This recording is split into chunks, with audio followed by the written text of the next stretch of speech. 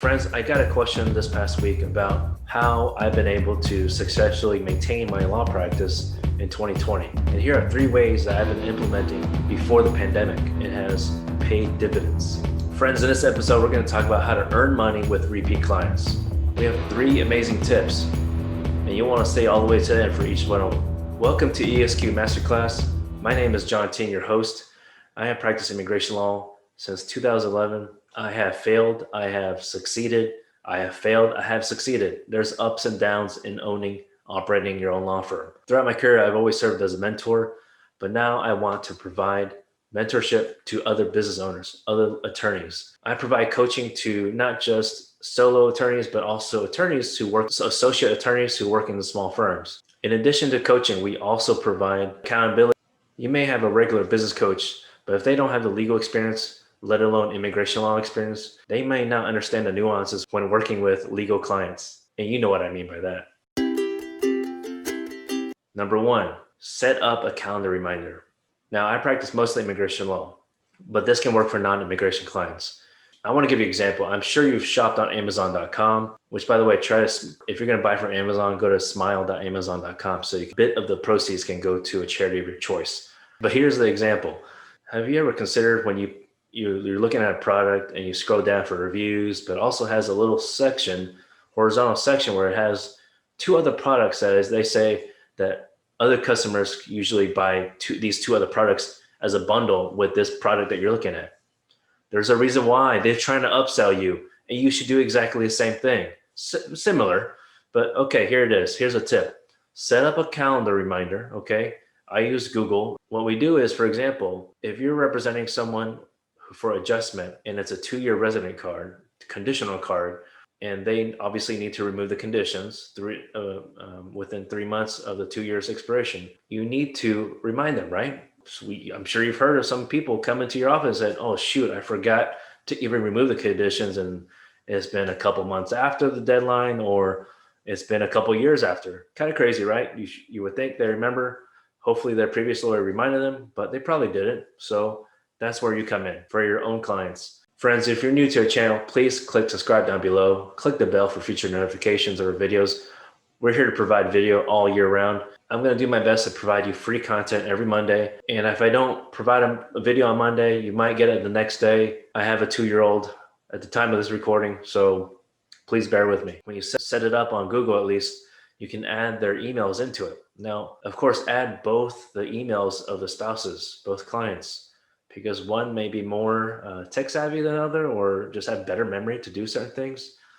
And so they will just ping each other. They'll remind each other that they need to hire you. So what we put in specifically in the description of the Google Calendar, and when I say reminder, it's really a Google Calendar event, but you're reminding them because on the bottom section, it says, asking you how you want to remind them. So we set up both. We set it up as an email reminder and also as a regular notification. We don't do it just at the 3-month mark. We do it at least 2 months before 3 months. So really 5 months before the 24-month. So at the 19-month mark, essentially. Because I'm sure you know this, that people tend to take some time to think about hiring again. It's not necessarily just hiring you, but trying to come up with money. So as soon as that reminder comes up on your end, also contact them, okay? Don't just think that they're going to contact you. You need to take some initiative. Remind your team about the process. This also applies to when someone is considering, even if they're not considering this, but you need to remind them that they're eligible to apply for naturalization at the 3-year mark or the 5-year mark, of course, depending on the facts. So that's another situation you can do. If you're thinking about hiring a coach, please consider ESQ Masterclass. Our information is down below. We provide a free 15-minute strategy call, at least at the time of this recording. That could change. In addition to having a coaching tailored just for you, it includes a coaching call and also accountability call, because we believe it's important to follow up with you intentionally to make sure that you've been able to implement what we discussed the prior call. And this is based on a monthly basis or quarterly basis. Now, for non-immigration clients, let's say there's a civil litigation, you got discovery going on, you want to set up a calendar reminder for them because they need to give you those responses, right?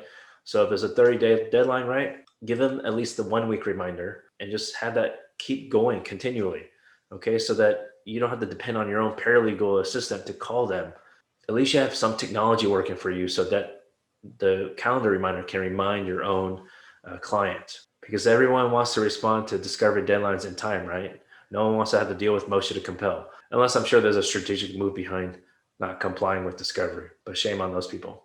Now, the reason I brought the Amazon 3 product bundle is because in the description, what we put in specifically is that, hi, Bob, your conditional status is set to expire on this date, let's say January 1st, 2021. You're eligible to apply to remove those conditions within 3 months of that expiration. Let's chat. Contact us as soon as you receive this reminder. We're here to help you. So it's basically your marketing message for them to remember you. It's crazy, right? You would think that previous clients will remember you as an attorney that worked on your case.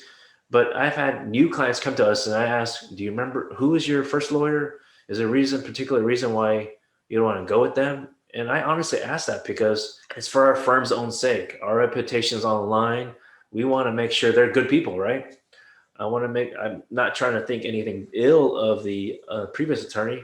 I would like to think most attorneys do a good job. And especially if they already got their card, the attorney must have done a good job. And it's really unfortunate to hear about because I know many of us spend a lot of money on marketing. And honestly, I have spent maybe a couple $1,000s each year on marketing. But that's really mostly on Google ads. I'm not spending money on billboards, which I'll talk a different episode about that. I'm not spending money on a marketing person on SEO. This is a reason why you need to increase your engagement with your clients, even if they're not your client anymore, your past clients. Now, these 3 tips are essentially customer service when they're actually a client and after your case is done and they're a past client, but you need to increase your engagement with your clientele. I'm here to help you in any way possible. So please leave a question below or a comment.